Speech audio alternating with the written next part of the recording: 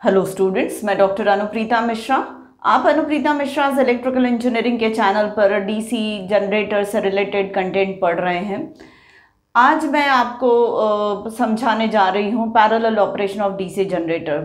सबसे पहले तो हम डीसी जनरेटर्स को पैरेलली ऑपरेट क्यों करवाते हैं, तो इसका सबसे बड़ा मेन रीज़न होता है एक्स्ट्रा लोड मीट आउट करने के लिए, एक्स्ट्रा लोड बियर करने के लिए।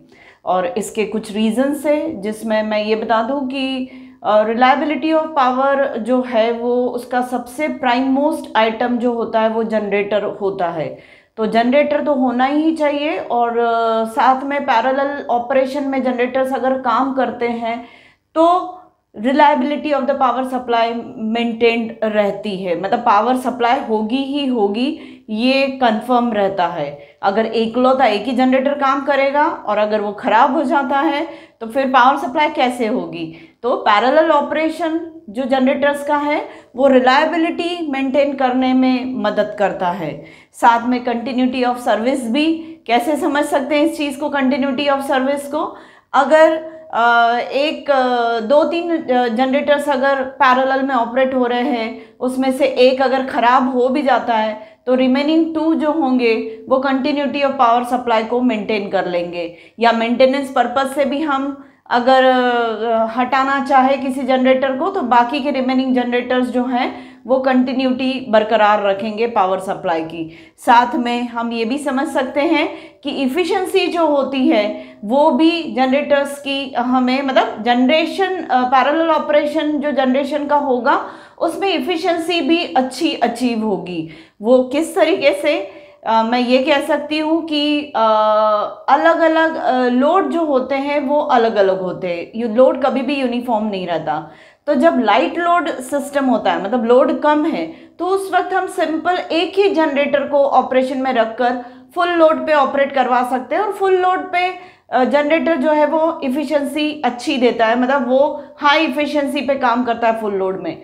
जब लोड ज़्यादा हो जाए, लाइट लोड से हेवी लोड हो जाए, तो और दूसरे जनरेटर्स भी हम लोग पैरेलल उसके साथ कनेक्ट करके सभी को हम फुल लोड पे ऑपरेट करवा के सबकी इफ़िशेंसी हाई अचीव कर सकते हैं। मतलब पूरे सिस्टम की हाई लोड को ट्रांसमिट करने में भी मैक्सिमम इफ़िशेंसी पे हेवी लोड ट्रांसमिट हो सकता है, और मिनिमम इफ़िशेंसी मिनिमम लोड भी हायर इफ़िशेंसी पे ट्रांसमिट हो सकता है। मैं फिर से रिपीट कर दूं कि जब हेवी लोड होता है जिसको पावर सप्लाई करना है, तो ज़्यादा नंबर ऑफ जनरेटर्स को हम पैरेलली ऑपरेट करवा रहे हैं, और सब फुल लोड पे अगर ऑपरेट करेंगे उस हेवी लोड को सप्लाई करने में, तो पूरे सिस्टम की इफ़िशेंसी अच्छी अचीव होगी। और इसी तरीके से अगर लोड लाइट है तब भी हम एक जनरेटर को फुल लोड पर, मतलब लाइट लोड उसका फुल लोड हो सकता है, तो फुल लोड पर ऑपरेट करवा के उसकी मैक्सिमम एफिशिएंसी अचीव कर सकते हैं। मतलब सिस्टम को हम एक जनरेटर पर बेस्ड लाइट लोड में, मेनी जनरेटर्स पर हेवी लोड के केस में पूरे सिस्टम को हायर एफिशिएंसी पे ऑपरेट करवा सकते हैं।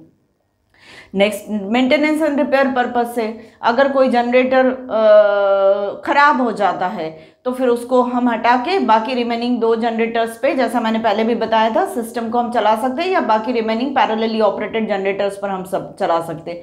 तो हम जब नंबर ऑफ जनरेटर्स पैरेलल में हैं तो हम उनका मेंटेनेंस बहुत इजीली शेड्यूल कर सकते हैं। तो ये सारे रीजंस होते हैं पैरेलल ऑपरेशन के। साथ में ये भी है कि अगर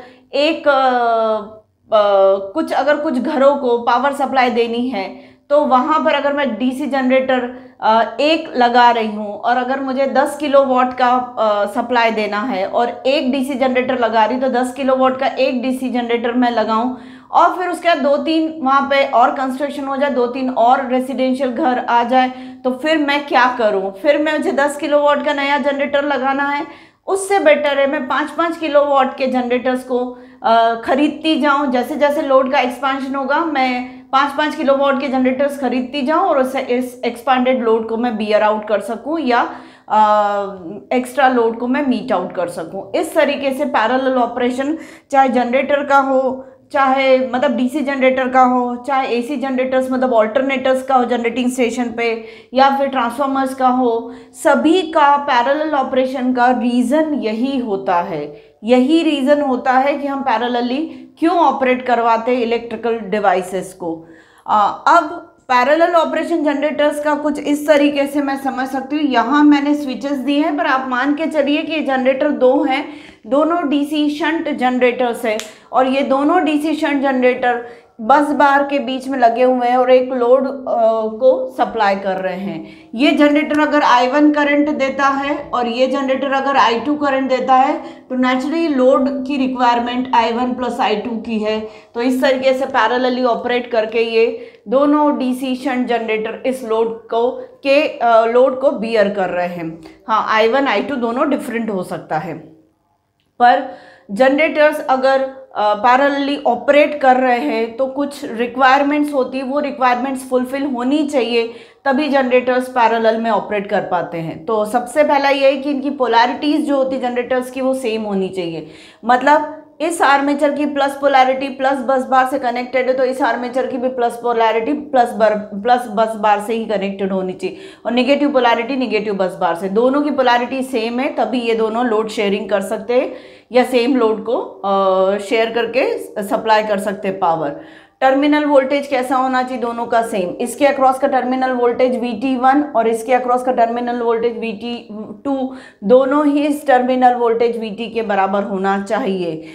change of voltage with the change of load must be of same character. मतलब लोड वोल्टेज बदलने पर या लोड बदलने पर वोल्टेज में क्या चेंज आ रहा है वो सेम टाइप का होना चाहिए, तभी ऐसे जनरेटर्स पैरेलली ऑपरेट हो सकते हैं। मतलब उनका कैरेक्टरिस्टिक सिमिलर होना चाहिए। ऐसा नहीं कि लोड बढ़ाने पे एक का वोल्टेज बढ़ रहा है और दूसरे का कम हो रहा है, ये कैरेक्टरिस्टिक्स नहीं चलेगा। मतलब ये कि दोनों जनरेटर सेम टाइप के होना चाहिए। मतलब डीसी शंट जनरेटर को हम ऑपरेट करवाए, डीसी कंपाउंड जनरेटर को पैरेलली ऑपरेट करवाए, ऐसा होना चाहिए। प्राइम मूवर्स भी इन डीसी जनरेटर्स के आर्मेचर को घुमाने के लिए, रोटर को घुमाने के लिए जो प्राइम मूवर होता है वो उसका भी सिमिलर और स्टेबल रोटेशनल कैरेक्टरिस्टिक्स होना चाहिए। दोनों प्राइम मूवर्स या जितने भी जनरेटर्स लगे हुए हैं उनके सबके प्राइम मूवर्स का similar and stable rotational characteristics होना चाहिए। तो ये रिक्वायरमेंट्स है पैरेलल ऑपरेशन मेंटेन करने की, और ये पैरेलल ऑपरेशन हम क्यों फॉलो करते हैं, तो ये एडवांटेजेस है। और जैसा कि मैंने कहा ये मोस्ट जनरलाइज पॉइंट्स है। Parallel operation of transform, single phase transformer, parallel operation of 3 phase transformer, DC generators, parallel operation, alternators, सब में ये एडवांटेजेस अप्लाई होते हैं। अब इसके बाद मैं आपको पैरेलल ऑपरेशन जनरेटर्स का इस तरीके से समझाती हूँ कि एक जनरेटर ऑलरेडी लगा हुआ है बस बार्स के बीच में, लोड से कनेक्टेड है। अब लोड थोड़ा बढ़ गया तो मेरी रिक्वायरमेंट है दूसरा जनरेटर, मुझे दूसरे जनरेटर की पैरेललिंग रिक्वायर्ड है। मतलब मैं उसको ऑलरेडी वर्किंग कंडीशन में जनरेटर्स के साथ पैरेलल में ऑपरेट करवाने के लिए कैसे मैं बस बार्स के बीच में इसे कनेक्ट करूंगी, टेक्निकली मुझे क्या किन चीज़ों का ध्यान रखना चाहिए और कैसे ये ऑपरेट होगा, इसकी पैरेललिंग विथ मतलब G2 की पैरेललिंग G1 के साथ कैसे होगी वो प्रोसेस मैं आपको समझा देती हूँ। हाँ, डीसी जनरेटर के पैरेलल ऑपरेशन का जो टॉपिक है थोड़ा लंबा है, तो मुझे 2 से 3 वीडियोस बनाने पड़ेंगे 20-20, 25-25 मिनट के, तभी मैं ये टॉपिक अच्छे से आपको कवर कर पाऊंगी। तो चलिए मैं यहाँ पर आपको समझा देती हूँ कि एक जनरेटर जब पहले से काम कर रहा है बस बार्स के बीच में और कुछ लोड को सप्लाई कर रहा है, तो दूसरा जनरेटर उसके साथ पैरेलल ऑपरेशन में कैसे लाया जाता है। तो ये सर्किट है, सर्किट दिखा रही हूँ मैं, जिसमें मैंने स्विच S1 ओपन रखा हुआ है सेकंड जनरेटर का, जिसको मुझे इंसर्ट करना है बस बार्स के बीच में। ये स्विच S2 क्लोज्ड है, S1 ओपन है और S1 के अक्रॉस हम एक वोल्ट मीटर लगाएंगे। इसके दोनों स्विचेस S1, S4 और S3 ऑलरेडी क्लोज्ड है क्योंकि ये सप्लाई कर रहा है लोड को।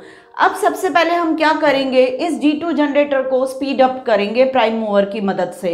इसकी स्पीड जैसे जैसे बढ़ेगी, वोल्टेज बिल्टअप प्रोसेस मैंने आपको समझाई थी, उस हिसाब से इस फील्ड वाइंडिंग के अक्रॉस एक्साइटेशन इंप्रूव होता जाएगा और जनरेटेड वोल्टेज बढ़ता चला जाएगा।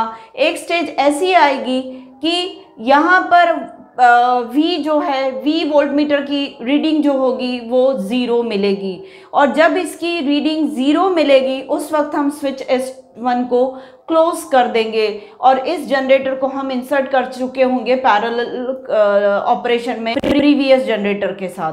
पर अभी ये हो रहा है कि ये वाला जो जनरेटेड वोल्टेज है और बस बार के बीच का वोल्टेज सेम होने की वजह से ना तो जनरेटर से बस बार की तरफ कोई करंट फ्लो होगा, न बस बार से जनरेटर की तरफ कोई करंट फ्लो होगा। मतलब इन हालातों में सेकंड जनरेटर फ्लोटिंग स्टेज में है। इसका स्टेटस कैसा है? फ्लोटिंग वाला।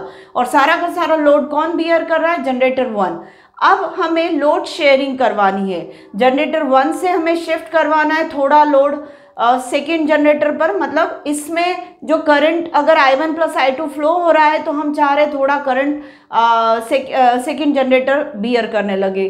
तो हम क्या करेंगे, इस पर्टिकुलर जनरेटर का फील्ड एक्साइटेशन हम बढ़ाएंगे। जैसे ही हम फील्ड एक्साइटेशन बढ़ाएंगे, किसकी मदद से? रियोस्टेट की मदद से। मतलब इस फील्ड रियोस्टेट के रेजिस्टेंस को हम सर्किट में कम करेंगे, फील्ड वाइंडिंग के साथ हम कम करेंगे। इस रेजिस्टेंस को कम करेंगे तो फील्ड एक्साइटेशन और बढ़ जाएगा, तो ये जनरेटेड वोल्टेज और बढ़ जाएगा, और साथ में इसका जनरेटेड वोल्टेज बढ़ जाएगा, और यहाँ पर इसके फील्ड रियोस्टेट को हम बढ़ाना शुरू करेंगे, इसके एक्साइटेशन को कम करेंगे। इसके एक्साइटेशन को कम करेंगे तो ये जनरेटेड वोल्टेज जो होगा ये कम जनरेट होगा, तो ये कम करंट देने लगेगा, और उधर इसका एक्साइटेशन बढ़ाने की वजह से ये जनरेटर करंट कुछ towards the bus bar flow करने लगेगा। इस तरीके से ग्रेजुअली फर्स्ट जनरेटर से सेकंड जनरेटर पर हम करंट की शेयरिंग बढ़ा सकते। फर्स्ट जनरेटर पे हम करंट की शेयरिंग कम कर रहे, फील्ड एक्साइटेशन को कम करके, सेकंड जनरेटर पर हम फील्ड एक्साइटेशन बढ़ा के करंट की शेयरिंग को बढ़ा रहे, क्योंकि जनरेटेड वोल्टेज यहाँ बढ़ा रहा है, यहाँ हम कम कर रहे हैं। इस तरीके से हमें धीरे धीरे लोड को फर्स्ट जनरेटर से सेकंड जनरेटर पर शिफ्ट या शेयर करते बनेगा। और जैसे ही ये जनरेटर करंट सप्लाई करने लगेगा तो इसका मतलब दोनों जनरेटर्स क्या आ गए? पैरेलली ऑपरेट होने लगे और दोनों करंट शेयर करने लगे हैं, लोड शेयर करने लगे हैं। और जब हम ये शिफ्टिंग ऑफ द लोड कर रहे होते हैं ऑलरेडी ऑपरेटेड जनरेटर से नए इंसर्टेड जनरेटर पर, तो हमें ये दोनों एमीटर्स की रीडिंग को बहुत केयरफुली ऑब्जर्व करना होता है। अब सेम चीज़ मैं आपको कैरेक्टरिस्टिक्स पर समझा दूं। जैसा कि रिक्वायरमेंट में मैंने बताया था कि वोल्टेज का variation with respect to load variation का कैरेक्टरिस्टिक्स जनरेटर का सिमिलर होना चाहिए, तो वही कैरेक्टरिस्टिक्स यहाँ पर जनरेटर 1 और जनरेटर 2 का कैसा ड्रूपिंग कैरेक्टरिस्टिक्स है। ड्रूपिंग मतलब लोड बढ़ाने के साथ इसके अक्रॉस का टर्मिनल वोल्टेज धीरे धीरे कम होता है। अब यहाँ पर मैं वोल्टेज और लोड मतलब करंट के बीच में मैं फर्स्ट जनरेटर का भी कैरेक्टरिस्टिक्स बता रही हूँ, सेकंड जनरेटर का भी मैं कैरेक्टरिस्टिक्स बता रही हूँ, एक्सटर्नल कैरेक्टरिस्टिक्स। इन दोनों की वजह से मुझे ये वाला टोटल एक्सटर्नल कैरेक्टरिस्टिक्स मिलेगा दोनों पैरेलल ऑपरेटेड जनरेटर्स के बीच में। अब आप ये देख सकते हैं कि वोल्टेज अगर लोड के अक्रॉस का VT है तो VT वोल्टेज की केस में फर्स्ट जनरेटर कितना करंट कैरी कर रहा है? I1। और VT वोल्टेज की केस में सेकंड जनरेटर कितना करंट कैरी कर रहा है? I2। मतलब यहाँ से करंट I1 जा रहा है, यहाँ से I2 जा रहा है, ये I1 हुआ, और यहाँ से I1 प्लस I2 करंट बहने लगेगा। इस तरीके से दोनों जनरेटर्स मिलके total current I1 plus I2 carry कर रहे हैं, और ये मैंने टोटल ड्रूपिंग कैरेक्टरिस्टिक्स जनरेटर के पैरेलल ऑपरेशन की शो की है। तो VT टर्मिनल पर लोड को कितना करंट मिल रहा होगा? I1 plus I2। तो इस तरीके से पैरेलल ऑपरेशन हम समझ सकते बेसिक्स। पहली चीज़ मैंने बताई क्यों पैरेलल ऑपरेशन प्रेफर किया जाता है। दूसरा मैंने बताया पैरेलल ऑपरेशन करने के पहले हमें क्या रिक्वायरमेंट्स फुलफिल करनी पड़ेगी। और तीसरी चीज़ मैंने आज आपको बताई है कि ऑलरेडी एग्जिस्टिंग जनरेटर लोड को सप्लाई कर रहा है, और एक नए जनरेटर को उसके साथ पैरेलल में किस पर्टिकुलर मेथड से हम इंसर्ट कर सकते हैं। और मैंने आपको एक कैरेक्टरिस्टिक्स के बारे में बताया जो कि ड्रूपिंग कैरेक्टरिस्टिक्स है, शंट जनरेटर की एक्सटर्नल कैरेक्टरिस्टिक्स है। तो और इसके बाद अब मैं आपको इसके टॉपिक्स नेक्स्ट वीडियो में बताऊंगी। कंसेप्चुअल होंगे ही, कुछ टॉपिक बहुत ही पिन पॉइंटेड होंगे, कुछ कंसेप्ट्स वो आपको समझना बहुत ज़रूरी है और इंटरेस्टिंग भी है। तो उम्मीद है आपको मेरा आज का वीडियो पसंद आया होगा तो प्लीज़ मेरे चैनल को सब्सक्राइब करिए, मेरे वीडियो को ज़्यादा से ज़्यादा शेयर करिए और मेरे आज के वीडियो को तुरंत लाइक करिए। Thank you.